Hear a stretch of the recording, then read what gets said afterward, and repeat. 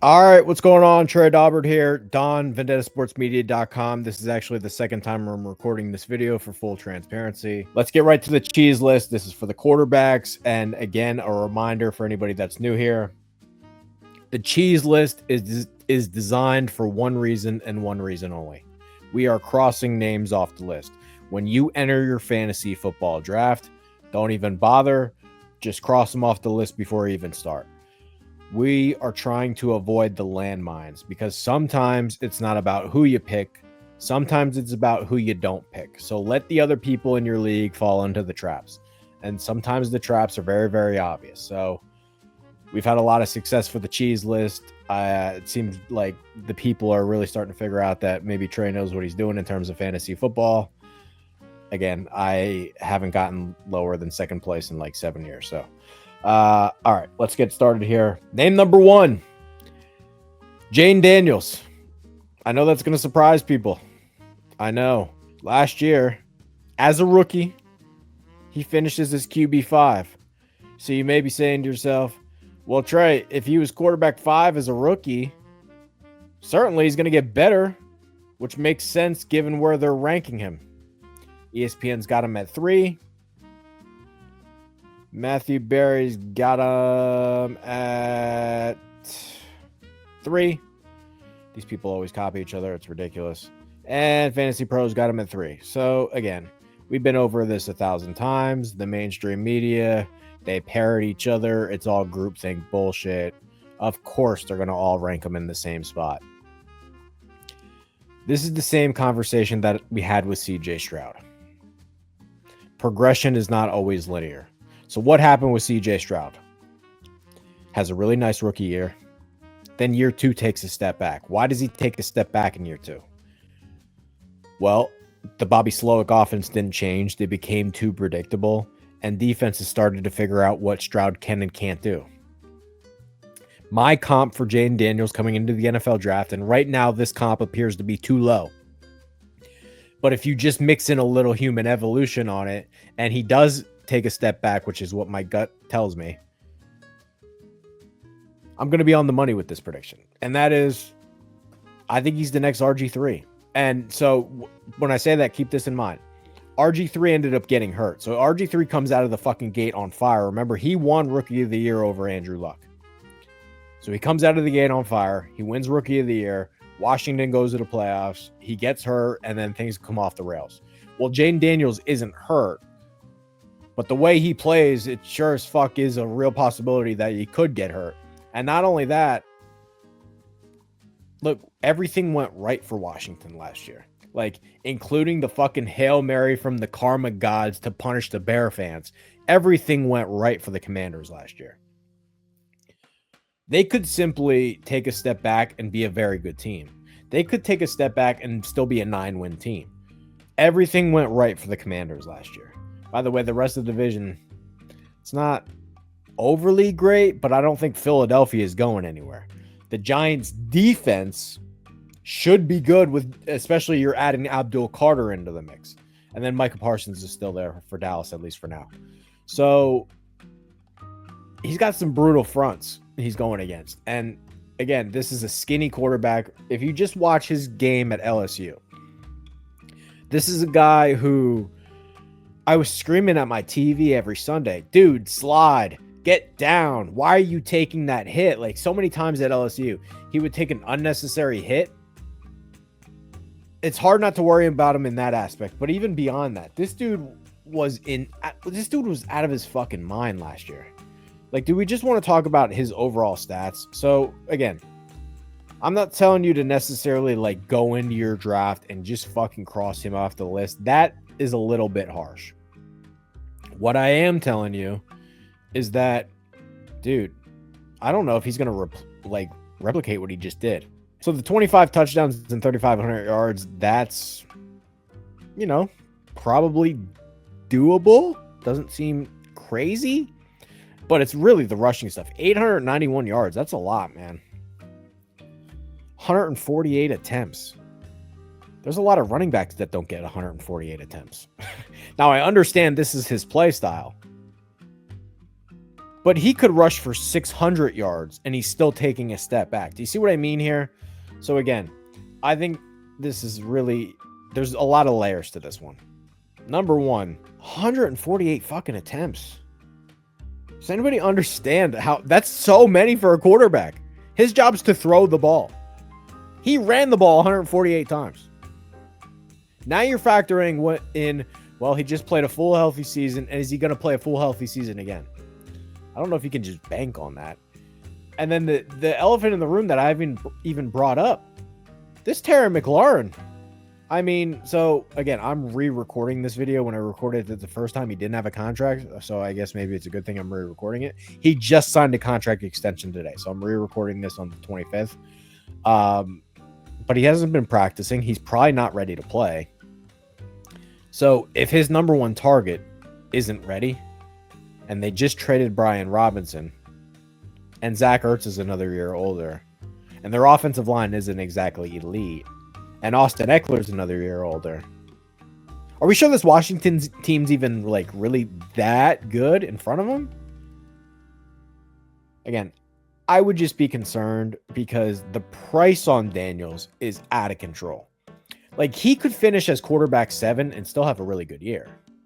That's like really what I'm trying to get across. Like, again, I have him a little bit further down. I don't have him as a top 5 fantasy quarterback simply because the snapshot and moment of time, I would guess that defenses at least try to figure him out, and then he shoots back up if he really is the real deal in year 3. So again, it's just really hard to replicate what he did last year in a lot of ways, especially, I mean, they made a monster playoff run. Do we understand that when he was a rookie, they had the 2nd pick in the draft? They were the 2nd worst team in the league. This still isn't like an elite roster, and I think people have now pretended that it is.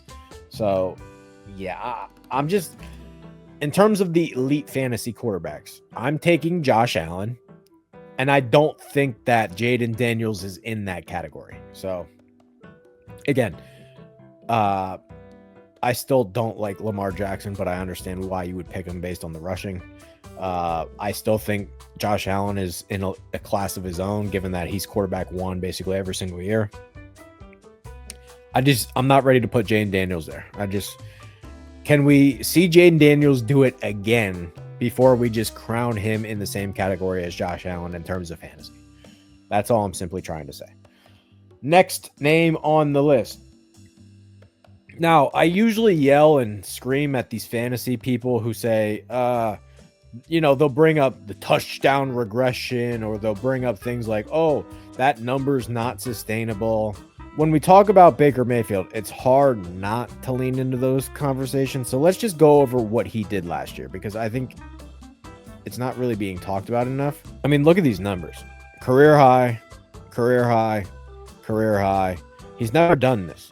7.2% touchdown rate. He's never come close to that. He was a legitimate MVP candidate for the first time in his age 29 season. He threw for 4,500 yards, 41 touchdowns. And by the way, career high in attempts too, 570 attempts. That's for the rushing, because that was also a career high. 378 yards, tied for a career high in touchdowns, 3 touchdowns. And by the way, he finished as quarterback 4. So we're talking about a guy who threw for 40 touchdowns for the first time in his career, 4,500 yards for the first time in his career, over 7% touchdown rate for the first time in his career, finished as the quarterback 4. Guess where he's being ranked? Because again, he's not going to do that again. He's just not going to do that again. All right. So Barry's got him at 7. Okay. Fantasy Pros got him at 7. ESPN's got him at 7. What do you know? What a surprise. So, beyond the fact that he's not going to replicate those numbers, we're talking about a guy who's never thrown for 30 touchdowns in a year, and last year he threw for 41. So that number is going to come crashing down. It's a matter of, does it come down to 30? Or does it come down into the 20s? Because I think it could come down into the 20s. And if it comes down into the 20s, he's way overdrafted. And even the rushing stuff, like, this isn't some Justin Fields style quarterback where like he actually picked up way more yards on the ground than he normally ever has. So he's got the year of his life. And by the way, his receivers are starting to crumble around him. Jalen McMillan breaks his neck, out for the first 10 weeks of the year. Chris Godwin is still recovering from that season-ending injury he had last year. He's not going to be back until October, November. Mike Evans is still dealing with a hamstring. It doesn't look like he's 100%, even though it looks like he's going to at least play. You insert a first-round pick, Emeka Ibuka, but he's still a rookie. So the weapons went down. He lost Liam Cohen. We don't know what the offense is going to look like without him. Bucky Irving heads into year 2 where they should probably run the ball more.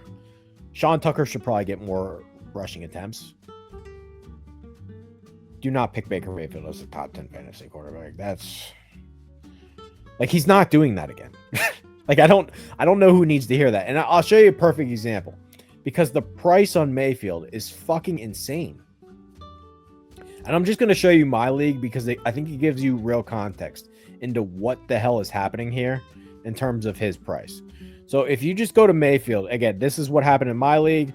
I'm sure that other people have run into this situation in terms of what they're dealing with in terms of fantasy. In my league, he went for $53 fucking dollars. Holy shit. I'm not spending that money on Baker Mayfield. 2 years ago, we didn't know if he was even going to be the starter. Like, we were unsure if he was going to be a backup or not. So he has the year of his life. He now hits it into age 30 season. So he's starting to age out of his prime, which I'm not saying he's out of his prime yet, but there might be a little shades of deterioration. Shades, not much, maybe 5%. There's just no way he's replicating what he did last year. But he's being drafted as if he's going to. Or at least he's being drafted as if he's going to do 95% of what he did last year. I think that's a massive mistake. So don't do that. That's completely, utterly crazy to spend that kind of resources on Baker Mayfield. And again, I'm in a super flex league. I guess that should be stressed. This video is for 2 quarterback leagues. If you're not playing in a 2 quarterback league, if you're playing in one of these dino ball leagues, please exit the video. You're not worth my time. So again, even in a 1 quarterback league, why would you reach for Baker?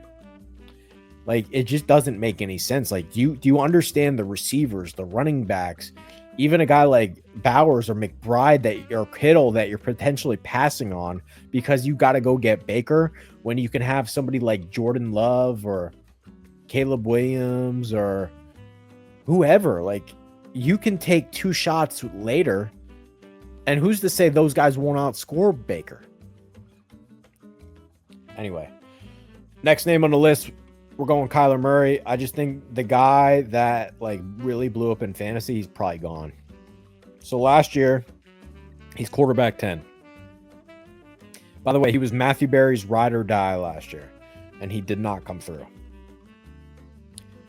So last year, he's got 21 touchdowns, 3,800 yards. It was an all right season. Again, the year before he got hurt. The year before that, he still didn't play 17 games. We're talking about a guy who is 5'10". He's been hurt a lot.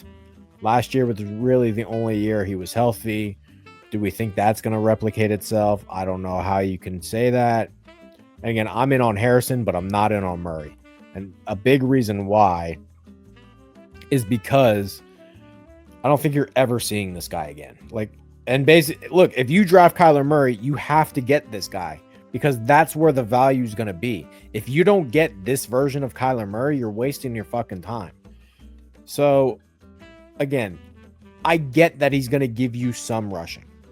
And if he is healthy, he's probably going to finish around the quarterback 10 spot. But I don't see a lot of upside here. So, based on where he's being ranked, again, so we always say this. Let's just go over the rankings first. Barry's got him at 10. Funny how he finishes at 10 and he ranks him 10. Fantasy Pros got him at 9.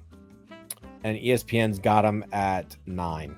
By the way, ESPN, they only rank 25, which is fucking stupid. Actually embarrassing for their company, but whatever. What I'm simply telling you is that the mainstream media, they fall into this trap every single year. Where did he finish last year? That's where they're going to rank him this year. But if you're smart and you've been paying attention to my stuff, you understand that that snapshot and moment of time is gone. That moment in time already happened. What you should do is, again, say to yourself, where will these idiots rank Kyler Murray in 2026? That's the correct answer for this year. Now, I don't think the quarterback 10 spot is completely outrageous, but I think there's so much risk involved with this. Again, I don't think his rushing's ever going to be that 800-yard season again. I think you're hoping for 400 or 500, and if you're good with that, that's fine. B, he's really only got Marv and McBride. The rest of his team, like he really doesn't have a great team in front of him. Now, they're getting better. They're not a fucking disaster anymore. But when they were a disaster, it actually almost kind of helped him because the defense was constantly giving up points and they had to get into these shootouts. I actually think their defense might be more competent this year. So if their defense is more competent, how many shootouts are they really going to get into? And by the way, they kind of invested in their backs. They still got James Conner. They want to get Trey Benson rolling this year. I don't think this is going to be a throw offense. I don't know if I really trust Drew Petzing. And I don't know how you're not worried about him getting hurt again. He's been hurt before. He'll be hurt again. And here's the other problem that I always have with Murray, and it always seems to happen.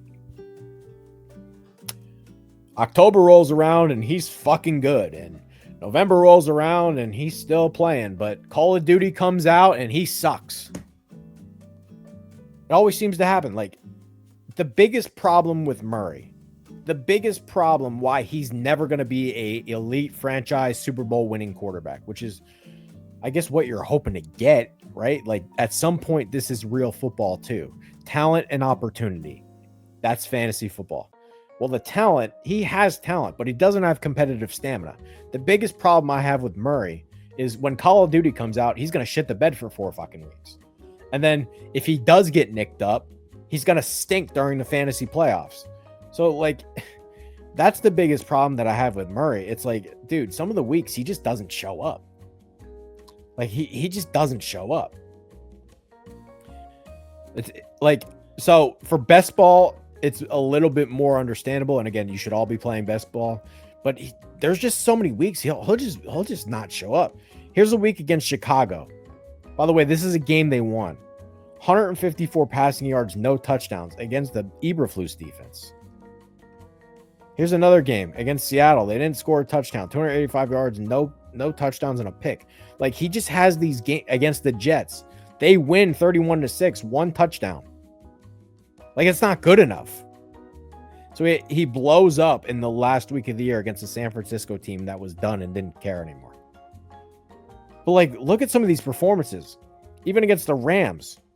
9 points, 321 yards, 1 pick, 2 touchdowns. It's just not good enough. So, like, there's so many weeks with Murray where I feel like his lack of competitive stamina kicks in, where he goes sourpuss mode. And then you're sitting there wondering, like, dude, you're so fucking talented, but you act like a bitch. Sorry to be harsh, but that's just how it is. And I'm so tired of it. So I'm out on Murray. I'm not spending that kind of capital. And the only way that I want Murray is if he really drops in your league, which it doesn't seem like he ever does. So no thank you on that one. I got 2 more for you here. I'm not going to get overly crazy on this one. But I don't know how you're not worried about Purdy. So last year he finishes at 13. So he's basic. And so my league's a 13-team league. He's basically a fringe quarterback 1. They got him ranked. ESPN's got him ranked 10th.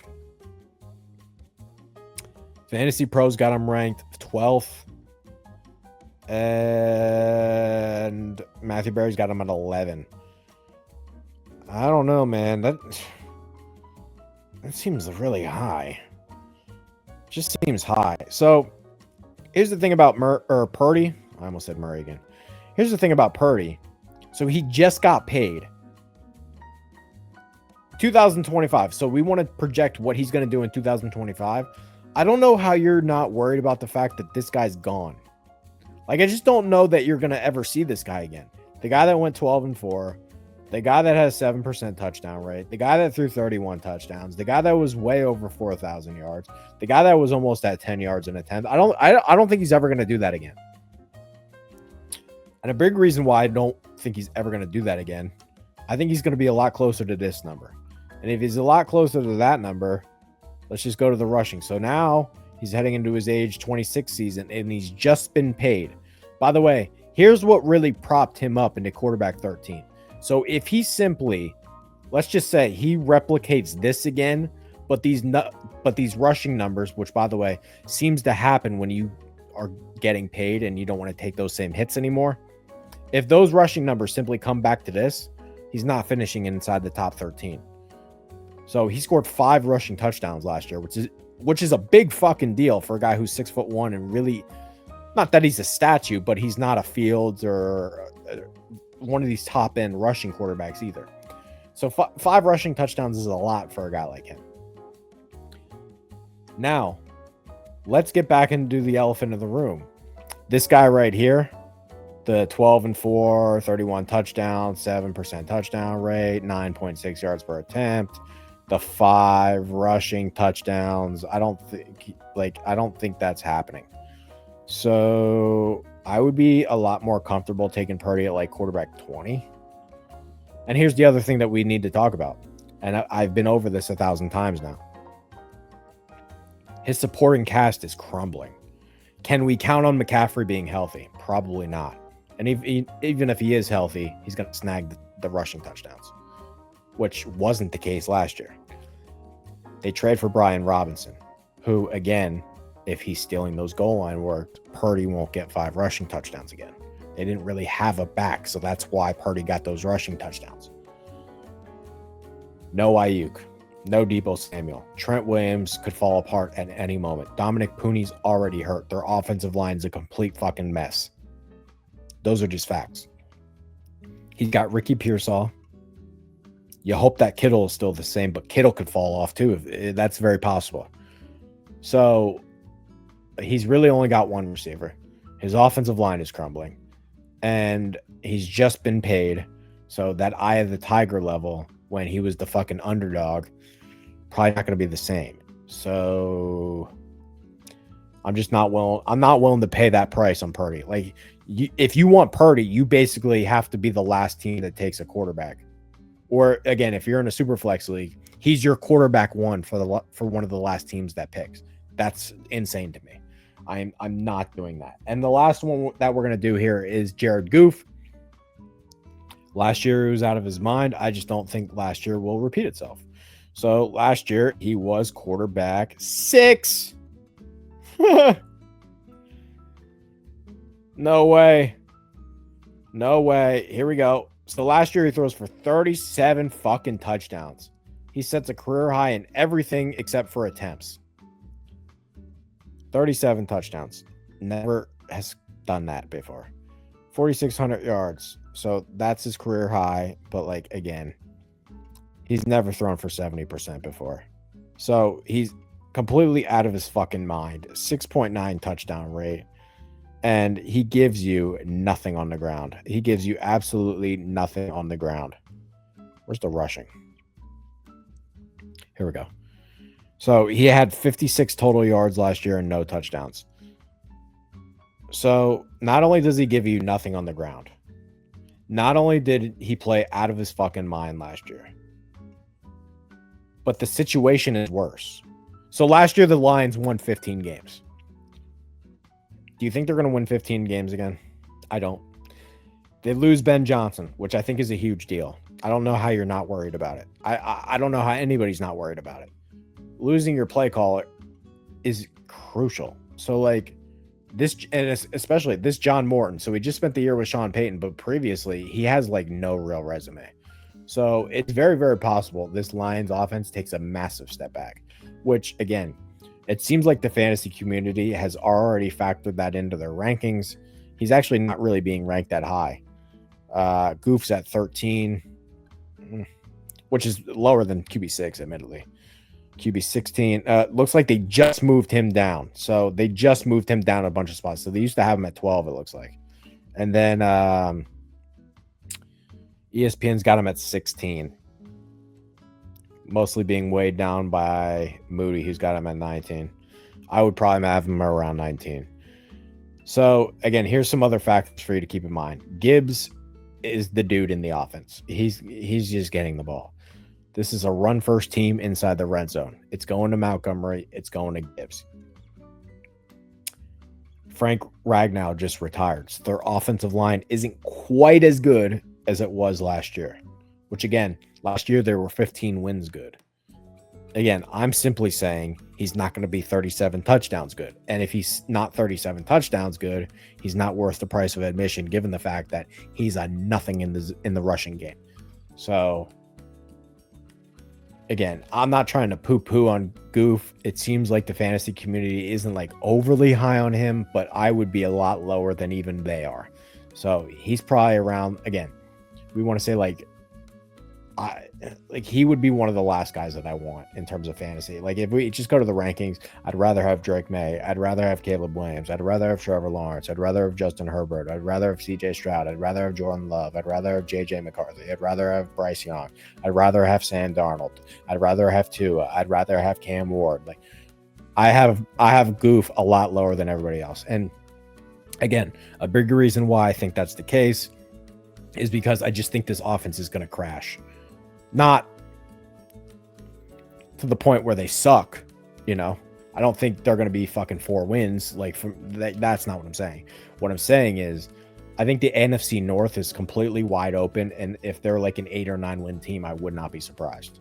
Which, if they're an 8 or 9 win team and his numbers come down, his fantasy stock crumbles. So that's the cheese list. You know where to find me if you have any questions, comments, concerns. I'll happily answer them. I know everybody's drafts are coming up, so I'm here to help you win your league. So that's the cheese list for the quarterbacks. I just re-recorded this, so hopefully this video is good. Thank you guys for watching, and peace out, Girl Scout.